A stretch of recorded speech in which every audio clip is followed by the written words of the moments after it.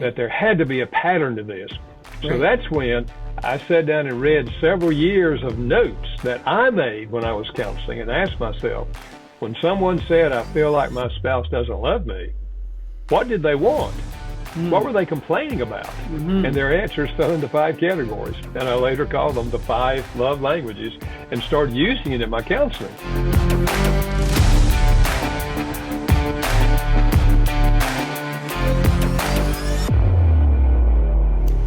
Okay, welcome back to Fathers for Fathers. I've had a lot of really fascinating guests in the past year and a half since we started this ministry. But I can honestly say this is a man who, A, I never thought I would have the chance to talk to, and B, has had a profound impact on my marriage, and by virtue of that, this ministry and its birth. So Dr. Chapman, I just want to welcome you. Thank you for being here. I'm going to just give a quick overview of your bio, although I suspect most people would know it, but you're a pastor, an author, a speaker, 20 million copies sold of your books, translated into 50 languages, and I can't even imagine the number of marriages impacted around the world because of your teaching, specifically around the 5 love languages. Most recently, you've written a book for marriage, a simple guide to a better marriage, which I'm a bit of a speed reader. Anybody who knows me, so I flew through that, although I had an unfair advantage because I've probably read the 5 love languages 4 or 5 times. We've even done the love languages of offices or businesses for my entire company. And so by virtue of that, my chief investment officer gets a hug every time I see him because I had no idea that his love language was touch until we went through it. And he loves it. Like, it's not even awkward. And then today, I know we're going to spend some time talking about the 5 love languages of men, because we have a lot of broken men out there that I think want to love their wives. They want to be an Ephesians 5:26 kind of man, but they don't know how to deal with their masculinity and their anger. And you just do such a great job of tackling that in that book. So Dr. Chapman, welcome. Thank you for coming. And guys, this is the lead off to our Father's Day month. So many of you know last year we did a Father's Day call to action where we asked you to fast, join other men, pray, go to church, and intercede and pray for your families. This year we're doing a month-long Father's Day call to action, starting with Mother's Day, May 11th. We want you to really think long and hard about the women in your lives, your moms, your daughters, your wives, hopefully one wife, and just absolutely pour into them. And then from May 11th to Father's Day, June 15th, 2025, actively engage and prepare for Father's Day with a serious and deliberate, not passive, but active engagement on how you're going to step up and lead your families. And so Dr. Chapman, welcome. Thank you for kickstarting Father's Day month at Fathers for Fathers. And I'll give you the floor. Maybe you can just start off by just telling us why keep pounding away at these 5 love languages and pouring into people around this specific area. Well, Jonathan, it's great to be with you.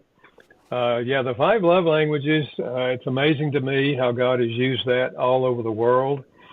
I think, almost everyone agrees that one of our deepest emotional needs on the human level is the need to feel loved by the significant people in our lives. Yeah. And if you're married, the person you would most like to love you is your spouse.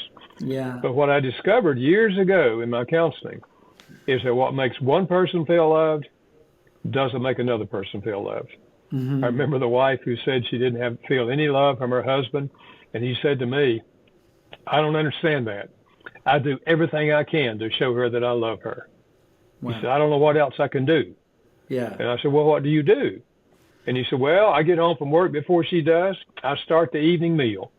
Sometimes I have it ready when she gets home. If not, she'll help me. Then we eat. I wash the dishes every night. I vacuum the floor on Thursday. I wash the car on Saturday, mow the grass, help her with the laundry. And he went on. And I was beginning to wonder, what does this woman do? It sounded to me like he was doing everything. Right. And I knew here was a sincere husband who was loving his wife, but it wasn't connecting with her emotionally. Right. And that's when I realized, and I kept hearing stories like that over and over, Right. that there had to be a pattern to this. So Right. that's when I sat down and read several years of notes that I made when I was counseling and asked myself, when someone said, I feel like my spouse doesn't love me, what did they want? What were they complaining about? Mm-hmm. And their answers fell into 5 categories. And I later called them the 5 love languages and started using it in my counseling. That if you want her to feel love, you've got to learn to speak her love language. If you want him to feel love, you've got to learn to speak his love language. Mm-hmm. Amazing what happened. And probably at least 5 years later, I thought, if I could put this concept in a book, write it in the language of the common person, leave out psychological terms that many people would not understand. Yeah. Maybe I could help a lot of couples that I would never have time to see in my office. Right. So that's the birth of the 5 love languages. And as I said, I'm blown away that it's sold over 20 million copies and published in over 50 languages. But I think it reveals that it's speaking to a deep human need in relationships to feel loved. Right. I said to you earlier, we were chatting, and I feel a bit spoiled. My wife and I, our primary love language for both of us is quality time, and our secondary is touch. And so we both start getting antsy if, especially with me, with my work schedule, if we haven't connected. She'll say, I miss you. And the funny thing is I feel the same way. And it doesn't take much. Like, last night, I had a pretty stressful day yesterday. I manage money for a living. So the time of this recording is we're in Trump tariff dystopia. And she said, let's go for a walk. We'll walk up to the pizza place and you can decompress and just tell me, just unload it.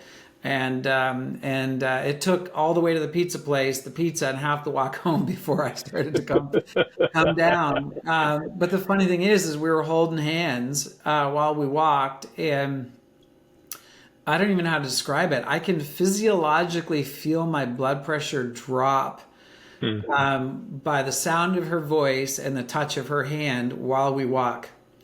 To the point where I didn't even care what we were talking about. I just wanted her to talk so I could listen to her voice.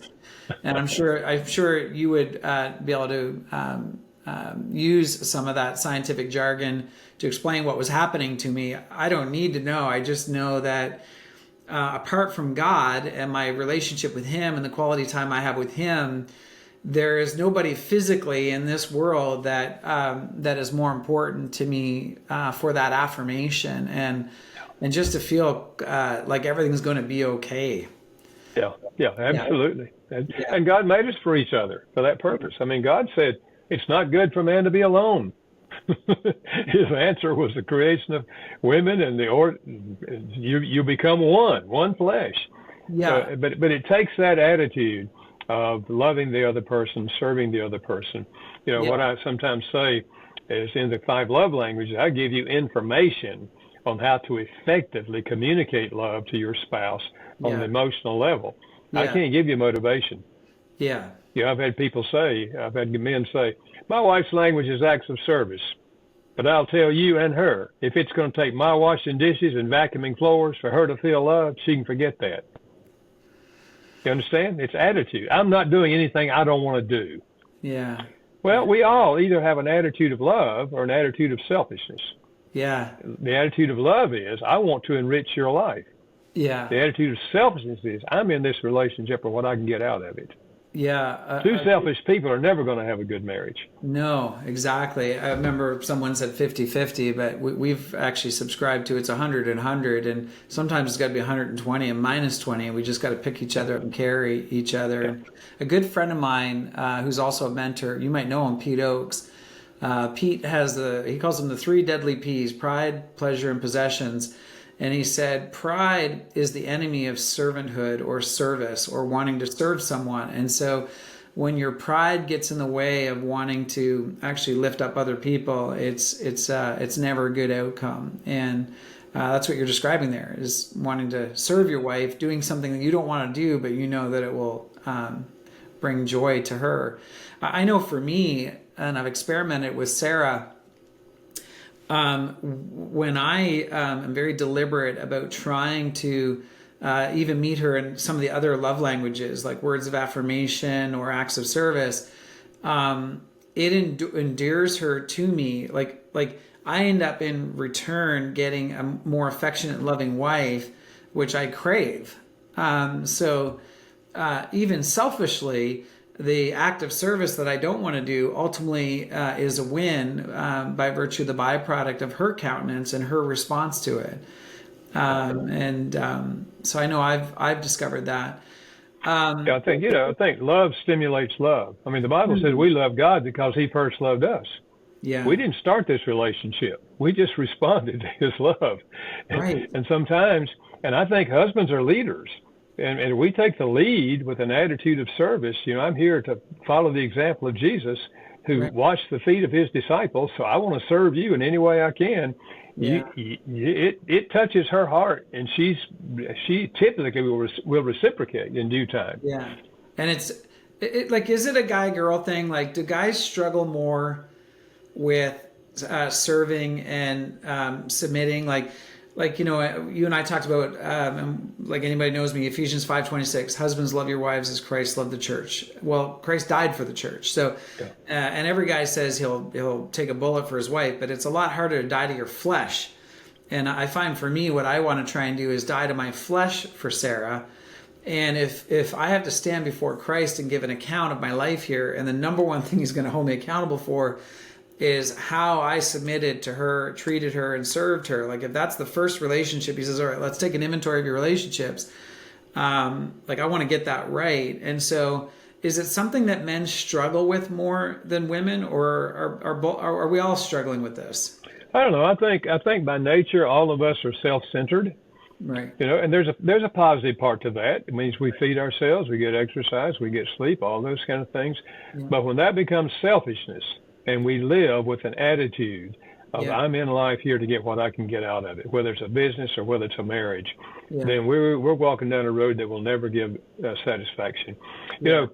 Jonathan, this concept really is what turned my marriage around, because in the early days of our marriage, Carol and I had lots of struggles in our marriage. And I was in seminary studying to be a pastor, and we were just miserable and ended up arguing and all that kind of stuff, and lost the positive feelings, and had negative feelings. And I remember when I just said to God, I don't know what else to do. From my perspective, she's not listening to me. I know how to have a good marriage if she'd listen to me. and I heard God, as soon as I said, I don't know what to do, there came to my mind a visual image of Jesus on His knees washing the feet of His disciples. Wow. And I heard God say to me, that's the problem in your marriage. You do not have the attitude of Christ toward your wife.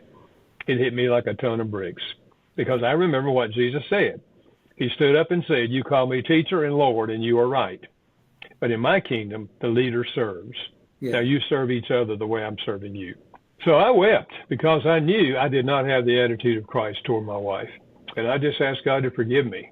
And I said, please give me the attitude that Christ had. And 3 questions, Jonathan, made this practical for me when God changed my heart. 3 questions, simple questions. Number 1, honey, what could I do to help you? I didn't know anything about love languages in those days, but I was asked, what can I do to help you? Second question, how could I make your life easier? Yeah. Third question, how could I be a better husband? When I was willing to ask those questions, she was willing to give me answers. And when I started doing those things, it didn't turn around overnight. No. But within 3 months, my wife started asking me those 3 questions. Right. What can I do to help you? How can I make your life easier? How can I be a better wife? Yeah. And we've been walking this road a long time now. When I've been reaching out to serve her, she's been reaching out to serve me. In fact, I've told her many times, Carolyn, if every woman in the world was like you, there'd never be a divorce. Yeah. I mean, why would a man leave a woman that's doing everything she can to help him? And my goal has been to so serve her that when I'm gone, she will never find another man to treat her the way I've treated her. The woman's going to miss me. Good. For us men is important. So let's chat a little bit about the 5 love languages for men. In that book, you start us off pretty early, page 10. We get into anger isn't a sin. It's what we do with it. And you start coaching us on how to express anger, but then also how to deal with it. And you land that book later on in the book. You start talking about 6 keys to anger management around page 145. And a lot of guys, whether it's because of wounds, I know John Eldridge helps them with their wounds, but they've got these anger issues. I know for me yesterday, I was explosive. Like I had so many distractions going on. I was trying to deal with work and clients, and nothing was going right yesterday. Like nothing. I'm glad we're doing this interview today. And at the end of the day, like I needed to just decompress. And I'm so thankful for a wife, like same thing, like with a wife like Sarah. How could I ever get divorced? She's got such a beautiful heart towards our marriage and just people in general. But how do guys navigate this? Like we talk about olive branches all the time, which is something we inherited from you, and we're keenly aware of Gottman's 4 horsemen, and really being mindful of how we tune into each other, and when we say or do something that we know we shouldn't have done. It was in the heat of the moment. Yeah. Can you just maybe give the guys in particular listening some tips on this from your wisdom and experience? Yeah, well, I think, first of all, what you said earlier is true. I think anger is a gift of God. I think we're made in the image of God. Yeah. And the Bible says God is angry every day with the wicked. So whenever something happens to us that we consider to be wrong, we feel the emotion of anger. Right. But we have 2 kinds of anger. God has only one kind. Right. He's always righteous. We have selfish anger. Yeah. We not only feel angry when someone has sinned against us, yeah. we feel angry when they don't do what we think they ought to do. Yeah. That's selfishness. Yeah. And so both of those have to be dealt with, and understanding the difference makes a huge thing. But so first thing I would say is when you feel angry, when you begin to feel angry, restrain your immediate response. My mother told me growing up, when you feel angry, count to 10 before you say or do anything. I think my mother was on the right track, but I think you ought to count to 100 or 1,000. 10's not long enough. So you could take a walk, but take time to get under control. And I've encouraged couples, if you both understand this, you can each call a timeout. Just you can use the timeout sign. That means I'm about to lose it. I don't want to lose it. So I'm gonna walk around the block. So you walk around the block and cool off. Yeah. And so you first of all, you got to restrain your immediate response. Then I think you take a break. Yeah. And you can walk around the block, or one lady told me she went out and watered her flowers, and she said the first summer I did that, I almost drowned my petunias. But take a break, take a walk or something, calm down, and while you're on your walk, you examine your anger. Why am I feeling anger? Yeah. What is it? Yeah. Did they sin against me? Right. Well, if they were unkind or harsh or cold, yeah. Did they sin against me? Or is it that I simply didn't get my way? Right. Because how you handle those is going to be very different. Yeah. Because if you realize that they didn't sin against me, it's just they didn't do what I think they ought to do. Yeah. That's selfishness. Yeah. You can confess that to God on the other side of the block while you're walking. That's right. Lord, forgive me for being selfish. That's right. Now, it's okay. You can come back later and still talk about those things, because there are things in a spouse's, for either way, where we do things that upset the other person. It's not sinful. It just upsets the other person.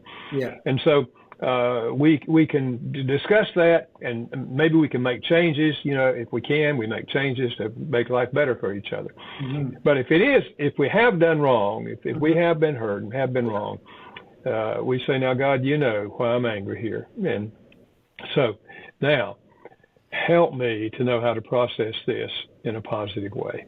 Yeah. And so if we have already yelled and screamed before we took our time out, then we want to come back and say, okay, honey, I think I'm under control. Yeah. And first of all, I want to apologize for yelling at you. Yeah. Because that was not kind, that was not loving, that was tender, and it was not tender. And I want to apologize for that. Now, is this a good time for us to talk? And maybe it's not a good time. Maybe she's, no, honey, I'm doing this right now. Okay.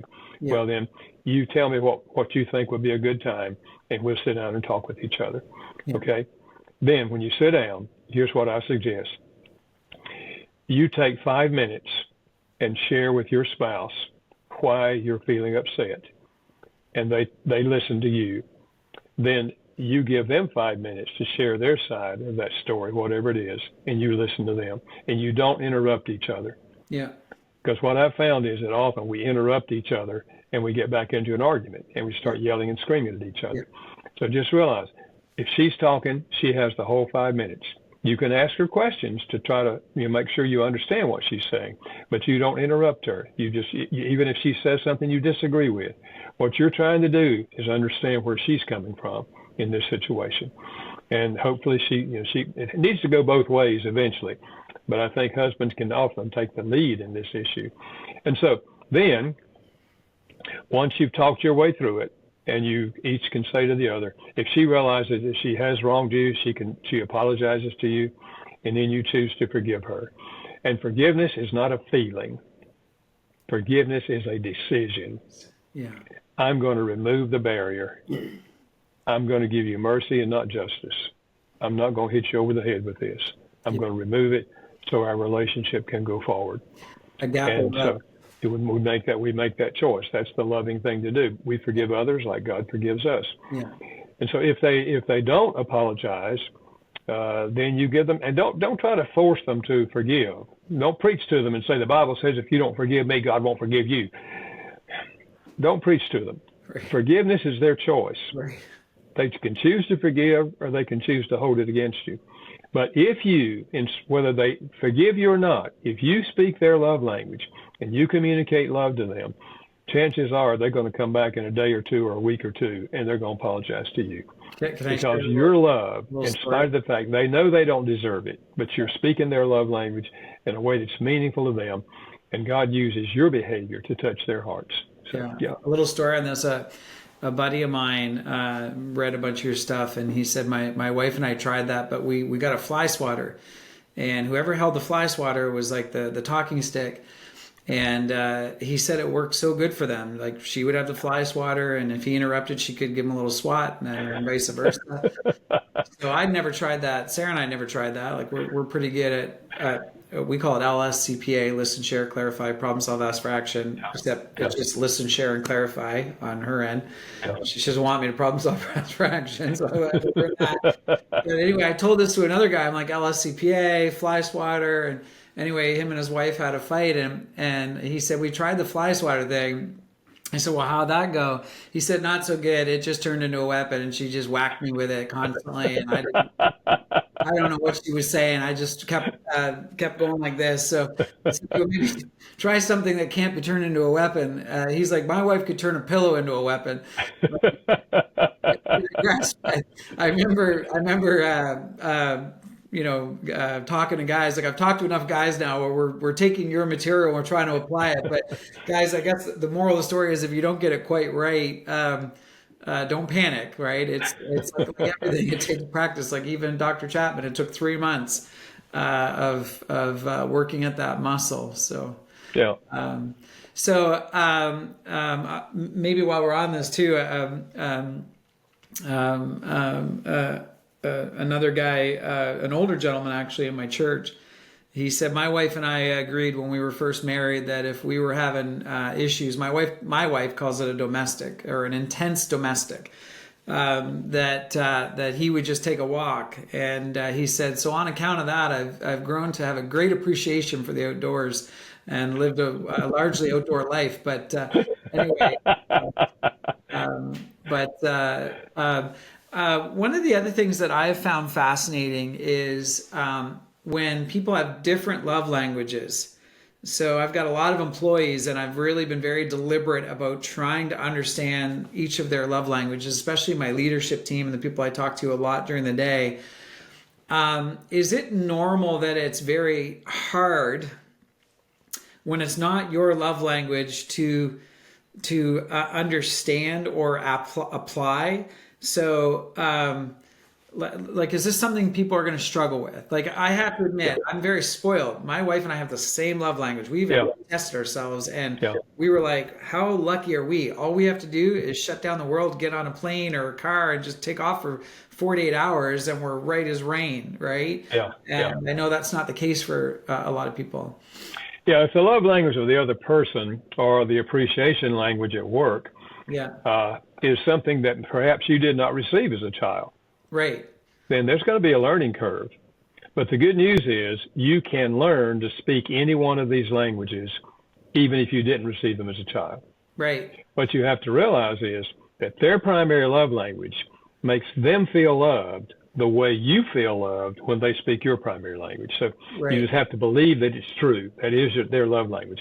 And so I remember the man who told me, he said, my wife's love language, we took the quiz, and her love language is words of affirmation. He said, Gary, I don't know how to say words of affirmation. I never received any growing up. I was just always criticized, told I was lazy, I was never going to amount to anything. And he said, I don't know how to say positive words. I said, well, you are where you are. And we can't change our history. But I said, here's the good news. You can learn to speak this language as an adult. I said, for example, can you give me 3 things that your wife is good at?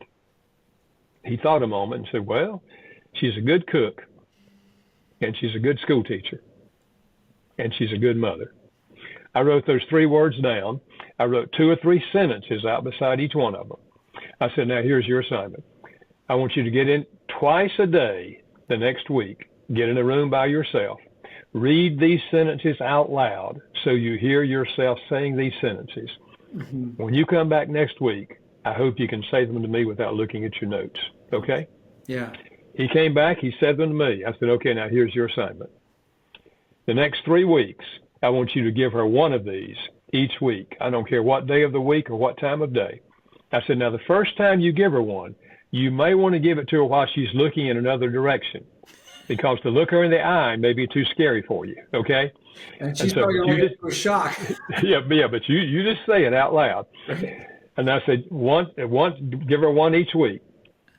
He said, man, I hope I can do this. I said, listen, you just said them to me. If you can say them to me, you can say them to her. Right. So he came back, and he had done it. And I said, well, how'd she respond? He said, on the 3rd week, she said to me, what's going on with you? I've never heard you give me so many compliments. I said, what did you say?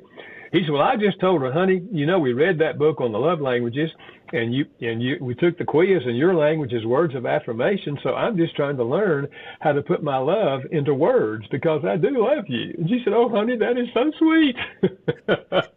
So I think in your book, you call that being bilingual, being able to actually speak other people's languages, right? Yeah, and the other way I use bilingual is sometimes number 1 and number 2 are equal for a person. And so I say, either one of those is going to be powerful. And the other thing I would say this to men, please don't ever hear me saying you only speak their primary love language. No, heavy doses of the primary, but sprinkle in the other 4 for extra credit. Right. The other 4 are meaningful. All of these are meaningful. Right. But if you don't speak the primary, then they won't feel loved, even though you're speaking some of the other languages. Right. And if you're doing the primary and then you're sprinkling in the others, is it more impactful? Like, do they actually then notice and receive it? Is that generally an outcome? Typically they do. Okay. It's not as meaningful as their primary love language, but let's face it, who's going to turn away any of these things? Right. All of them are good, words and acts of service and quality time and gifts and physical touch. All of them are fine. Yeah. But it's just that some are more important to an individual than others. So all the guys out there that they know they're silverbacks and lions and do a lot of roaring, what's the ratio of positive to negative? Like, do they got to do 10 positives for every negative? Because I want the guys to actually be like, okay, man, if that's the ratio, I just don't want to do the negatives, right? Not like kittens, but I mean just like human psyche. Is there actually a ratio? I don't tend to put a number on it. Okay. I just think when you have hurt them and you give a sincere apology, here's another issue. We won't have time to go into it very much today, but there are also different ideas on what a sincere apology looks like. Right. And what I discovered is there's 5 different ways that people apologize. I wrote a book called The 5 Apology Languages. Yeah. And so he maybe was taught by his parents to say, I'm sorry. Right. When he does wrong. So that's all he ever says to her is, I'm sorry. And she's thinking, you certainly are. Is there anything else you want to say? So you think you're apologizing. She thinks you're giving a character report. And so that's why, when someone's apologizing to us, we're asking ourselves, are they sincere? But we judge sincerity by what we think a sincere apology looks like. And so you might discuss with your spouse, honey, what do you consider to be a sincere apology? Nice. If when I hurt you, what do you consider to be a sincere apology? You may well find out that you have been apologizing in your own mind, but it wasn't connecting with her much emotionally because it wasn't her apology language. And so that can be helpful. But once you've done the apology thing, okay. I don't say you do 10 things, speak her love language 10 times. I just say you keep on speaking her love language in a consistent manner, on a regular basis. It's not a matter of, checking off 10 necessarily, but it's just a matter of continuing to speak that primary love language. And is a sincere apology often tied to their love language? So you say, I'm sorry, and you maybe even elaborate, that probably would fall around words of affirmation, when in actual fact, some act of service would demonstrate a better apology for someone whose language is acts of service? Well, there may be a connection to some of them. I've never really tried to make that connection. Okay. One of them, however, is offering to make restitution. Yes. What can I do, honey, to make this right? Right. And there may be a tie between acts of service and that, Yeah. But there's some people for whom that's their apology language. If right. you don't offer to make things right, then in their mind, you're not sincere. Right. So there may be some relationship, but I've never tried to tie the two together. Okay. All right. Interesting. Okay. So to wrap up, if you could give our guy listeners in particular, leading up to Father's Day and our call to action with the churches and men on the periphery, one call to action, Dr. Chapman, what would it be around Mother's Day and Father's Day and these love languages and most importantly, your most recent book? What could we really ask the men to step up and lean in on? Well, I think I would probably say the first thing is ask God to give you wisdom on how to meet your spouse's needs. Mm-hmm. Every individual is unique. Mm-hmm. And Father, give me wisdom to understand her, to know what her needs are, and to know how to meet those needs. Because the scriptures say if you lack wisdom, ask God and he'll give you wisdom. Mm-hmm. And listen, all of us need wisdom. What a great every single day I'm asking God, give me wisdom, Lord, give me wisdom in everything I do. John chapter 15 and verse 5, Jesus said, I'm the vine, you're the branches. You stay connected to me, you bear fruit. And then he said, without me, you can do nothing. Mm. And we're never, ever in our own energy going to be able to be a godly man and a godly husband and a godly father. Yeah. But with the help of God, we can do that. So I think that, to me, that's the most important thing. It's just asking God to give you wisdom to be the person he wants you to be. Mm. And realizing we can't do this. And you don't, and the other thing is you don't have to be perfect, to be a good father and a good husband. Yeah. But we do have to deal with our failures. So that's where the whole apology thing is so important, because none of us are perfect. Yeah. So we apologize when we do wrong. And we forgive when someone does us wrong. So you get these things going straight, the love languages, apology, forgiveness, you're going to be on a road to growth.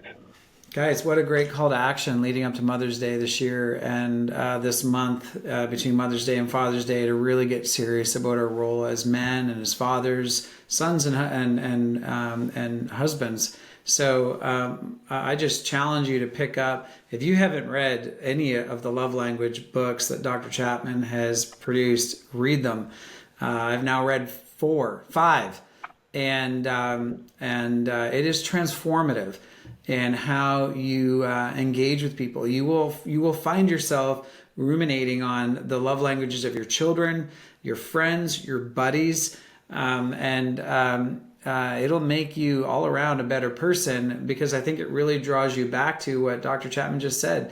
We are flawed, fleshly human beings who can't do this on our own. And so when we realize the relational discord all around us, where we become more deliberate about saying, hey, Lord, give me the wisdom and give me the patience and grace, the currency of heaven, to be able to love on people. And that's ultimately what we're called to do, starting with our spouses, but really to love on people and be an example of Christ to a broken world that is desperate for love. Dr. Chapman, I'm so thankful that you took time to join us. I just look forward to even praying offline with you when we're done here. And I know that this has been a lifelong calling for you. And I can't even imagine the millions of marriages and lives that have been transformed because of your obedience to Christ, putting this message out there. So thank you. Thank you. Well, thank you, Jonathan. It was good to be with you, and just keep up the good work. May God continue to give you wisdom in what you're doing, and all those men who are and women who are learning from what you're doing. So God bless you. I was going to say pray offline, but could you actually pray us out, like where everybody? Sure. Okay. I'd be glad to. Yeah, if you don't mind. Father, thank you for these moments of sharing and reflecting upon life. And those who will be listening to this and watching this, where all of us are. I pray that your spirit will touch our spirits so that we will have a longing to walk with you closely, to follow the example of Christ. Because, Father, in our own, we'll never do it. But we know that your spirit, says your love is poured out in our hearts by the Holy Spirit. So let us see ourselves as channels of your love in our families and in all of our relationships. I pray this for our good. I pray this for your glory in the name of Christ. Amen. Amen. Dr. Gary Chapman, everyone. Thank you. Thank you.